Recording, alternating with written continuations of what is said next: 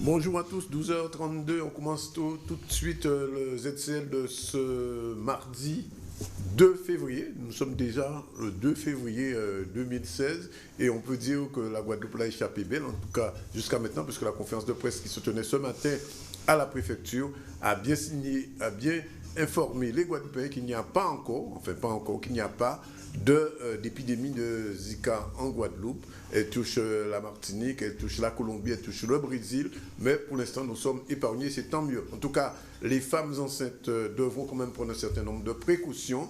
Nous sommes dans le principe de précaution. Voilà ce qu'il fallait dire pour cette épidémie qui ne nous touche pas encore. Sinon, je retrouve avec plaisir la charmante Jessie. Bonjour. Bonjour Danick. Pas trop manqué? Si, quand même, toujours. Toujours. Bon, je suis revenu avec une grippe, mais je suis revenu quand même. Aujourd'hui, on va recevoir tout à l'heure Dominique Monotouka, qui est avocat, mais qui est aussi un spécialiste, on va le dire, de la loi Taubira, puisqu'il a tenu une conférence hier soir dans le cadre du mois de l'Afrique sur cette question. Il fera le deuxième volet de cette conférence, ce sera à Saint-Claude avec lui tout à l'heure. On va essayer de décortiquer un peu cette loi Taubira. On devrait recevoir Olivier Ramassami, qui est prophète, toujours dans le cadre du mois de l'Afrique, on ne l'a pas encore vu, mais nous allons attendre. S'il est là, il sera le bienvenu. À part cela, dans l'information, Jessie, c'est à vous. Oui, merci Danick. Alors, un incendie s'est déclaré ce matin à Bergevin dans la ville de Pointe-à-Pitre. Un ancien entrepôt aurait pris feu aux environs de 5 heures du matin. Aucune victime ne serait à déplorer. Le conseil départemental de la Guadeloupe est en visite dans plusieurs collèges.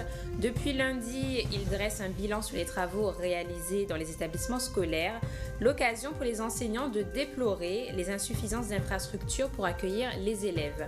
Et enfin, samedi dernier, à Marie-Galante a été inaugurée la première résidence médico-sociale de Saint-Louis, un équipement de santé majeur pour l'ensemble du territoire guadeloupéen qui doit faire face à un besoin croissant d'hébergement spécialisé pour répondre au vieillissement de la population. Merci Jessie. Je rappelle que comme tous les mardis, mais enfin tout le monde le sait maintenant, nous avons notre chronique Innovation avec Karine Duménil. Aujourd'hui, on parlera des marques et bien sûr de leur vision sur le net dans l'e-commerce. Alors on commence tout de suite ce talk avec monsieur Maître Dominique Monotouka, martiniquais, qui a tenu hier soir donc, une conférence sur la loi Taubira. Alors je vais vous poser tout de suite d'emblée cette question. Est-ce que la loi Taubira aujourd'hui, elle a toujours la même importance qu'il y a quelques années quand elle a été votée? Je crois que oui, parce que simplement c'est une loi qui, de par son objet, est déterminante. Je rappelle que cette loi reconnaît les traites et l'esclavage subi pendant plusieurs siècles, notamment par les Africains et leurs descendants, et les Amérindiens et autres, esclavage, traite organisée, perpétrée par des Européens, je disais pendant plusieurs siècles. Eh bien, cet esclavage, cette loi le reconnaît comme étant un crime contre l'humanité. Donc c'est quelque chose d'important. D'abord parce que c'est du droit. Par conséquent, elle implique une application, un respect, le respect qu'il s'agit bien d'un crime contre l'humanité. Et puis deuxièmement, et surtout, crime contre l'humanité implique que c'est la reconnaissance, oui, que ces millions de personnes qui ont été esclavagisées pendant plusieurs siècles, eh bien, que ces personnes sont des êtres humains. Crime contre l'humanité. Or, précisément, on le sait que pendant tous ces siècles, il s'agissait bien de nier l'humanité, juridiquement parlant, politiquement parlant, de ces individus. Donc, cette loi réhabilite ontologiquement ces personnes, ces victimes, mais il faut comprendre aussi que cette loi réhabilite leurs descendants, parce que si ce ne sont pas des êtres humains, s'ils demeurent en droit comme n'étant pas reconnus comme étant des êtres humains, ça voudrait dire que leurs descendants non plus ne sont pas des êtres humains. Donc il faut bien comprendre en fait que cette réhabilitation concerne nos ancêtres, mais nous concerne directement aujourd'hui. Et c'est pour cette raison qu'il est important que l'on comprenne que à travers cette loi, mais pas seulement à travers cette loi, il y a d'autres, je dirais, dispositions juridiques qui nous permettent d'exiger la reconnaissance pleine et entière de notre humanité sur le plan pratique. Mais on doit comprendre qu'à travers ça, c'est notre humanité qui est reconnue. Alors, il y a quand même une petite contradiction, parce qu'à la même époque, en ce 16e, 17e siècle, la France avait institué, le roi avait institué un code noir qui n'a pas été justement, entre guillemets, aboli. Puisque je sais qu'il y a des organisations qui réclament encore aujourd'hui la disparition, l'abolition même définitive de ce code noir. C'est très important ce que vous venez de dire, parce qu'en effet, le code noir qui date de 1685 a dit que les Noirs et leurs descendants n'étaient pas des êtres humains. Et par conséquent, que sur le plan du droit, et là nous sommes dans le domaine du droit, nous sommes dans le domaine du droit, qu'ils sont esclaves, meubles ou affranchis.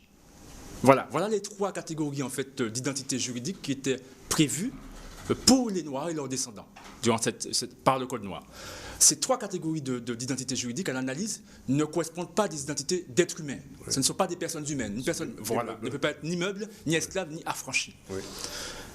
Et donc, qu'est-ce qui s'est passé en 1848 avec le décret dit d'abolition de l'esclavage? Il s'est passé que l'État français a aboli deux statuts, le statut d'esclave et le statut de meuble. Mais a maintenu le statut d'affranchi du Code noir. Par conséquent, à partir de 1848, au lendemain de ce décret, les afrodescendants avaient comme statut officiel, juridiquement parlant, le statut d'affranchi. Par conséquent, on demeurait des êtres sous-humains, parce que le statut d'affranchi ne correspond pas au statut de personnes humaines. En l'occurrence, le statut d'affranchi n'est rien d'autre que ce qu'on appelle l'assimilation juridique. Le département d'outre-mer. Et c'est pour cette raison qu'on nous dit qu'on est sous le statut d'assimilation juridique, et d'où ce malaise et cette contestation de l'assimilation de ce concept-là. On va pas entrer dans les détails, mais sachez bien que sur le plan du droit, il y a une correspondance totale entre le statut d'affranchi du Code noir et l'assimilation juridique du département d'outre-mer. Alors, bien entendu, ça signifie que le Code noir n'est pas abrogé, puisque le statut d'affranchi demeure. Voilà, ce qu'on appelle, je disais, le statut d'assimilation juridique. Est-ce que vous pouvez rappeler ce que prévoit le texte de loi, la loi Taubira? Ce que prévoit le texte? Alors, je l'ai devant moi, rappelé. Rapidement, je dirais rapidement, les grands traits. Oui, bien sûr. Les grands traits, c'est d'abord en fait que dans son premier article, la République française reconnaît que la traite négrière transatlantique ainsi que la traite dans l'océan Indien d'une part et l'esclavage d'autre part, perpétré à partir du XVe siècle aux Amériques et aux Caraïbes, dans l'océan Indien et en Europe contre les populations africaines, amérindiennes, malgaches et indiennes, constitue un crime contre l'humanité. Donc ça c'est essentiel, c'est sa substance. Et c'est ce qui a justifié d'autres articles, notamment au sujet de la recherche et des programmes scolaires, que ça soit inscrit dans l'article 2 qui parle ainsi. Et puis l'article 3 qui prévoit une requête en reconnaissance de la traite négrière transatlantique, ainsi que de la traite dans l'océan Indien et de l'esclavage comme crime contre l'humanité, requête qui devrait être introduite auprès du Conseil de l'Europe et des organisations internationales. Ça c'est l'article 3. L'article 4 qui prévoit la modification d'une loi datant du 30 juin 1983, relative à la commémoration de l'abolition de l'esclavage, et qui devait être remplacée par d'autres des alinéas, qui devait être modifié, donc l'article 4. Et puis l'article 5, dernier article, qui prévoit que la modification de l'article 48-1 de la loi du 29 juillet 1881, loi qui traite de la liberté de la presse. Voilà. Donc, voilà. Bien, alors, une fois qu'on a dit ça, cette loi, quand elle a été votée, elle a fait naître un grand espoir chez les afrodescendants d'une manière générale. Pourtant, il est courant d'entendre dire que cette loi a été dépouillée de beaucoup de sa substance. Notamment parce que quand vous êtes avocat, quand il s'agit de crimes, il y a une sanction. Quand on a reconnu que l'esclavage est un crime contre l'humanité. Donc les gens qui ont perpétré ce crime devraient normalement être punis, reconnus comme criminels et avoir une sanction. Or, justement, la loi, c'est à ce niveau-là que les choses coincent. En fait, il faut distinguer, je dirais, ce que le droit dit et puis ce que l'on peut entendre et les différentes interprétations qui peuvent justement créer la confusion et qui ne correspondent absolument pas de la vérité juridique en fait s'agissant de cette loi. Cette loi, contrairement à ce qu'on a pu dire, hein, et je vois mal comment un juriste sérieux pourrait dire le contraire, cette loi est normative. Vous avez entendu dire en fait que cette loi n'est pas normative, elle est totalement normative. Elle a été promulguée par le président de la République, elle a été publiée au journal officiel en fait de la République française, et elle a été appliquée par les administrations, y compris par les juges. D'accord? Donc, même s'il y a eu certains qui ont voulu, après l'arrêt du 5 février 2013, rendu par la Cour de cassation prétendument, qui a prétendu en fait que cette loi n'était pas normative, eh bien, la chose, en tous les cas, s'agissant des actions qu'on peut mener le MIR et le COFAD notamment, les juges ont finalement bien compris qu'il n'était pas bon ni légal de contester la normativité de la loi. Oui. Et donc, il y a eu sous son application concrète, je veux dire, aujourd'hui, est-ce qu'un afrodescendant peut, en utilisant cette loi, faire des réclamations, ce qu'on appelle la réparation. Des réparations, en fait. Voilà. C'est ça la question. Oui, mais c'est ça la question. Mais justement, il est important de comprendre qu'elle est normative. Donc, lorsque vous entendez le concept de loi mémorielle ou déclarative, etc., ce ne sont pas des... Ces lois-là n'existent pas. La loi mémorielle n'existe pas. Lorsqu'on considère la Constitution française, ça n'existe. Ce n'est pas une catégorie de loi créée par la Constitution française. Donc, ça, c'est des mots qui créent plus la confusion. Donc, voilà. Donc, sous ce point, elle est normative. Par conséquent, si elle est normative, elle doit être respectée, elle doit être appliquée par les juges. D'accord? Bon. Alors, vous avez vu, je parlais tout à l'heure de l'arrêt de la Cour de cassation du 5 février 2013 qui démontre en fait que certains juges peuvent prétendre en fait ne pas vouloir appliquer la loi. Ça, c'est une chose. Oui. Ah ben oui, d'accord. Au nom de quoi? Oui, au nom de quoi? Au nom de rien du tout, à part en fait leurs préjugés que je qualifierais de discriminatoires et de racistes. En tous les cas, c'est une discrimination fondée sur le racisme, l'exclusion, toute chose en fait interdite par la loi. Alors, sachez qu'en fait que l'arrêt du 5 février 2013 de la Cour de cassation est une loi anticonstitutionnelle. Hein, pour en faire une analyse rapide, la Cour de cassation ne peut pas, n'a pas autorité pour pouvoir en fait prétendre en fait dire qu'une loi est normative ou pas. La seule autorité, la seule compétence qu'elle a, c'est d'appliquer la loi. Elle existe, elle a été promulguée, je disais, elle a été publiée. Donc voilà. Et donc d'autres juges ont bien veillé à ne pas reproduire en fait cette attitude. Donc ça c'est une chose. Maintenant, nous sommes devant les juges et donc voilà, vous parlez de la réparation. Donc bien entendu, s'il y a préjudice, il faut réparation. Ça veut dire quoi? Ça veut dire qu'en fait que si quelqu'un fait l'apologie du crime contre l'humanité, elle doit pouvoir, à partir du moment où toutes les conditions juridiques sont réunies, je dirais l'élément matériel, l'élément légal, je disais, sont là,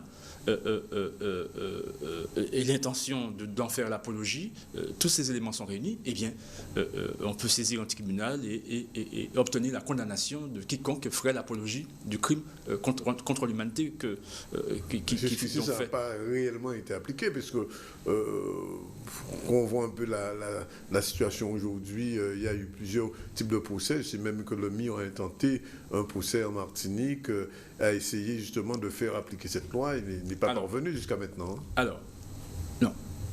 Il faut comprendre une chose. Nous sommes dans une situation où il y a nécessairement une certaine résistance. Oui. Bon. Cette résistance, ce n'est pas d'aujourd'hui, en fait, que les Noirs, en fait, se confrontent à elle. Bon. Vous voyez bien qu'en fait que nous avons su faire exploser X résistance, nos ancêtres, hein, nos aînés ont pu faire exploser mettre résistance injuste, non fondée. Par conséquent, il n'y a pas de raison en fait que celle-là n'explose parce qu'elle est non fondée, elle n'est pas justifiée. Ce que je veux dire, c'est quoi? C'est qu'aujourd'hui, eh bien, on ne nous dit pas que la loi n'est pas normative, en fait, on ne fait pas référence à l'arrêt du 5 février, on nous dit, en fait, par exemple, et ça peut se tenir, eh bien, par exemple, la plainte n'est pas, il y a un problème au niveau de la plainte, etc. Oui, C'est d'ordre procédural. De forme déjà. Voilà, au niveau de la forme. Oui, Dont acte. Ou même, Dont acte. ou même Mais de la qualification, quelquefois. oui, oui, tout à fait. Mais nous sommes dans le domaine du droit, on peut concevoir ça, il n'y a pas de difficulté. Oui. Eh bien, on reviendra.